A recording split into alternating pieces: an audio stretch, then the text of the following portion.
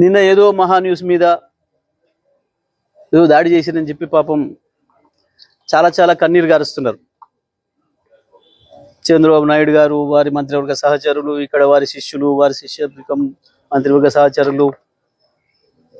కానీ మేము ఒకటి చాలా స్పష్టంగా చెప్పదలుచుకున్నాం. ఇక్కడ కొన్ని మీడియా హౌజులు కావు, మీడియా పేరు అడ్డం పెట్టుకొని స్లాటర్ హౌజులు నడుపుతున్నారు. స్లాటర్ హౌజులు నడుపుతున్నారు. ఇవి మీడియా హౌజులు కావు, స్లాటర్ హౌజులు. కొన్ని 2-3 స్లాటర్ హౌజులు ఉన్నాయి. కేసీఆర్ని ఎట్లా చంపాలి, కేటీఆర్ని ఎట్లా చంపాలి వ్యక్తిత్వాన్ని అని చెప్పి అదే పనిగా దాడులు చేస్తున్నారు. నిజమే, మీ చేతుల్లో ఆయుధాలతో మీరు దాడి చేద్దామని అనుకుంటే లక్షలాది మంది కేసీఆర్ అభిమానులు చూస్తూ కూర్చోరు.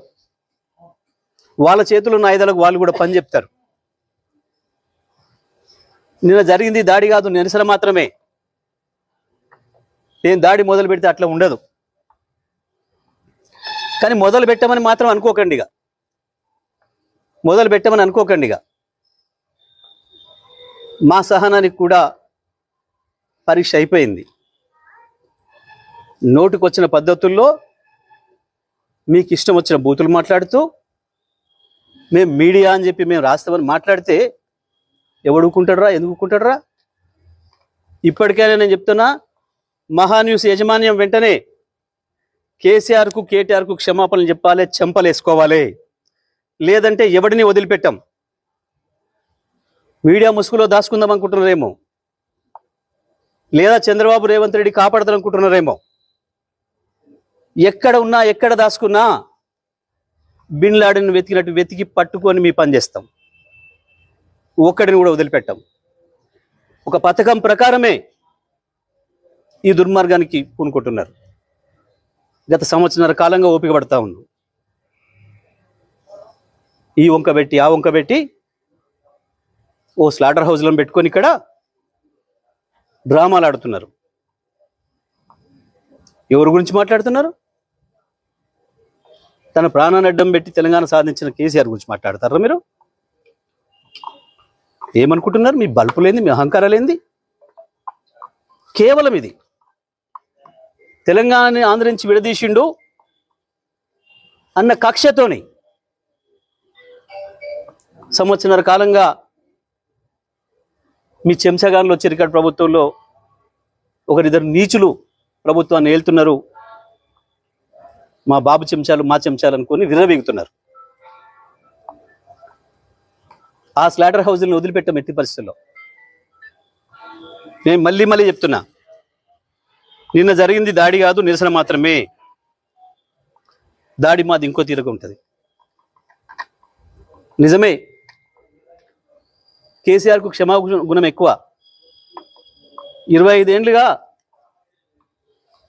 కేసీఆర్ నీడలో ఉన్నవాడిగా, కేసీఆర్ ఆలోచనలను క్షణక్షణం అనుక్షణం అమలు చేసిన వాడిగా నేను చెప్తున్నా, కేసీఆర్ క్షమించినా మేము వదిలిపెట్టాం. తెలంగాణ వాదులుగా మేము వదిలిపెట్టాం ఎవరిని కూడా. నేను అన్ని ఆలోచన చేసి చెప్తా ఉన్నా. సంవత్సరంన్నరగా ఓపిక పట్టినాం. ఏ పోలీసులు ఎవడు ఆపలేడు మిమ్మల్ని. తెలంగాణ పోలీసులు మాపై దాడి జరిగితే ప్రేక్షపాత్రం వహిస్తారు, ప్రేక్షకులాగా చూస్తున్నారు. మేము పిటిషన్లు ఇస్తే వాళ్ళ దగ్గర అక్రమ పిటిషన్లు తీసుకుని మాపై కేసులు పెడుతున్నారు. దీనికి ఏదో భయపడతాం అనుకుంటున్నారు. దానికి భయపడడానికి లేం. చాలా మందిని చూసి వచ్చినాం. ఇక ప్రజా కోర్టుల్లోనే శిక్షలు ఇస్తాం. అది కూడా నేను సాకు చెప్పదలుచుకున్నా. ఇక నుంచి ప్రజా కోర్టులే ఉంటాయి తప్పకుండా. పోలీసులు వాస్తవానికి న్యాయస్థానాల వైపు తీసుకుపోకపోతే నేరస్తుల్ని మాకు బాగా తెలుసు. తెలంగాణ ప్రజలకి ఎవరికి ఎప్పుడు ఎట్లా శిక్ష చేయాలనో మాకు బాగా తెలుసు. మీ ఇష్టం వచ్చినట్టు, మా చేతిలో ఒక ఆయుధం ఉంది, మేము వాడతాం. ఎవడికి లేవు ఆయుధాలు?